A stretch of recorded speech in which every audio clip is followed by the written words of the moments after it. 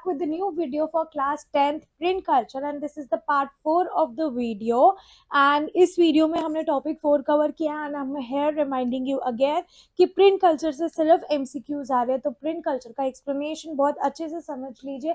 Question answers में learning waste मत करिए, टाइम वेस्ट मत करिए, बस एक्सप्लेनेशन अच्छे से समझ लिए प्लस इसके एमसीक्यूज अच्छे से कर लीजिए। मोर ओवर चैप्टर की एक एक लाइन को गो थ्रू करिए ताकि आपको एमसीक्यूज के टाइम पे कोई भी दिक्कत ना आए। So let's get started to this one.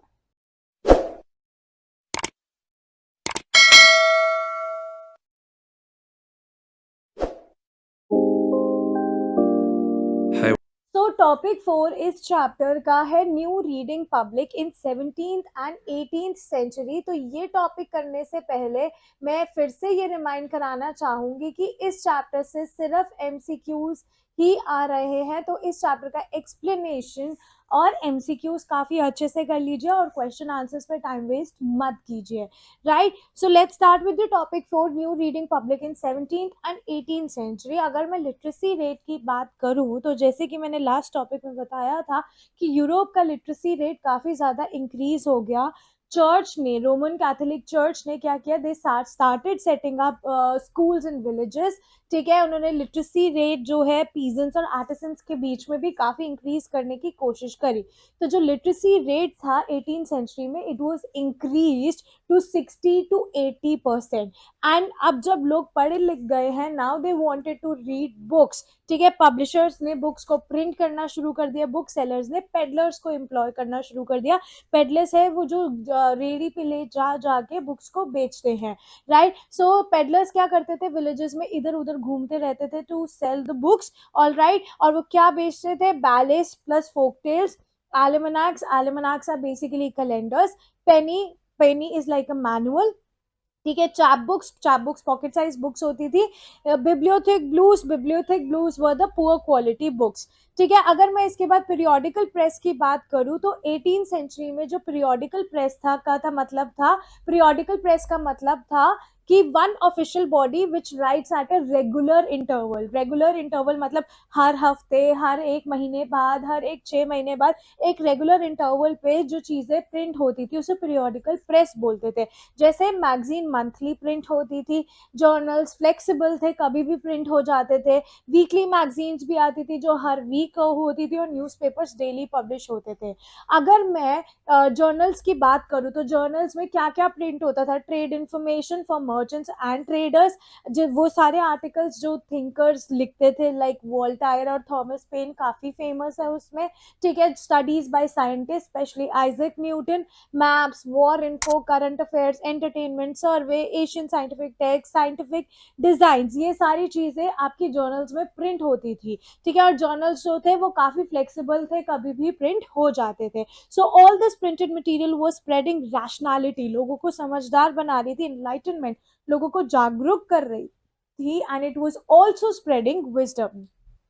लेकिन अगर अब की बात करूं तो लुई सेबेस्टियन मर्सियर, ये पूछा जाता है कि लुई सेबेस्टियन मर्सियर की ये स्टेटमेंट किसने बोली थी, तो लुई सेबेस्टियन मर्सियर ने बोला था book means enlightenment, books means जागरूकता, अवेयरनेस। राइट, तो उनका कहना था कि जो रीडिंग है, रीडिंग की वजह से लोग रैशनल होते हैं, लोगों के अंदर विजडम आती है, कॉमन सेंस आती है, और जो प्रिंट है it will change the rule of despotism. All right, despotism basically क्या था, it is the king's rule, और प्रिंटिंग की वजह से ये रूल चेंज हो सकता है। और उनका फेमस कोट क्या था, ट्राइम्बल die for the tyrant of the world, tremble before the virtual writers।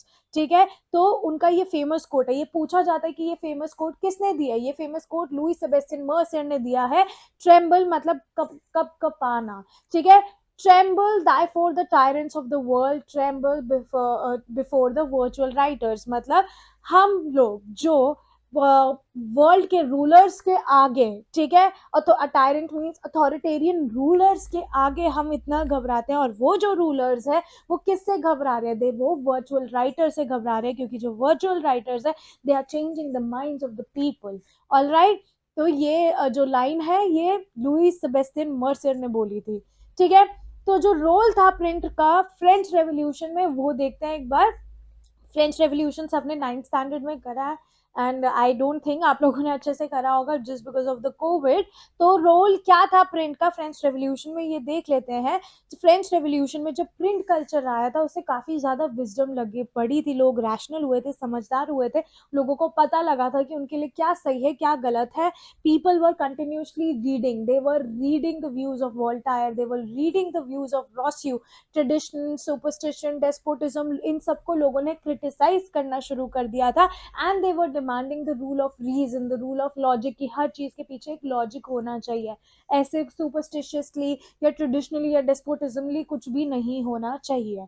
ठीक है, प्रिंट ने डिबेट्स को इनकरेज किया, लॉज रूल्स ट्रेडिशन जो थे लोग इनको क्रिटिसाइज कर रहे थे पॉलिटिकली, जो रूल्स चल रहे थे लोग समझदार हो रहे थे रीडिंग कल्चर से, और लोगों ने उनको क्रिटिसाइज करना शुरू करा। और उन रूल्स पे डिबेट हो रही थी कि किंग्स ऐसा क्यों कर रहे हैं, लोगों को पास फ्रीडम क्यों नहीं है, स्टेट्स इंडिपेंडेंट क्यों नहीं है, इन सब पे डिबेट होनी शुरू हो गई थी। ठीक है, ओपनली क्वेश्चन सोशल ऑर्डर्स को ओपनली क्वेश्चन किया गया, कैरिकेचर्स बनाए गए, कार्टून्स बनाए गए, लिटरेचर बनाई गई ऑन रॉयल्टी एंड नोबिलिटी, और इनको अंडरग्राउंड मतलब सीक्रेटली सर्कुलेट किया गया among people to spread awareness. All right, and ये सब की वजह से लोग बहुत ही समझदार होते गए, विजडम आता गया, लोगों के परसेप्शंस चेंज होते गए, लोगों की डिजायर्स चेंज होती गई, and which finally led to French revolution. All right, so this is it for the topic, and next video will be related to topic 5, and I'm again reminding you, please do the explanation of these chapters क्योंकि इस chapter से सिर्फ MCQ आ रहा है, do not waste your time in question answer. If you still have any doubt, you need more notes, more MCQs, you can reach us out on Instagram, Facebook, Telegram or on the number given below. एक MCQ की भी एक proper video डली हुई है, उसके अलावा आपको और भी चाहिए MCQ, you can just contact us. All right, so I will be meeting you guys super soon in my next video. For more such video, do not forget to subscribe my channel and ring the bell icon for the notification of my upcoming videos. So bye bye everyone.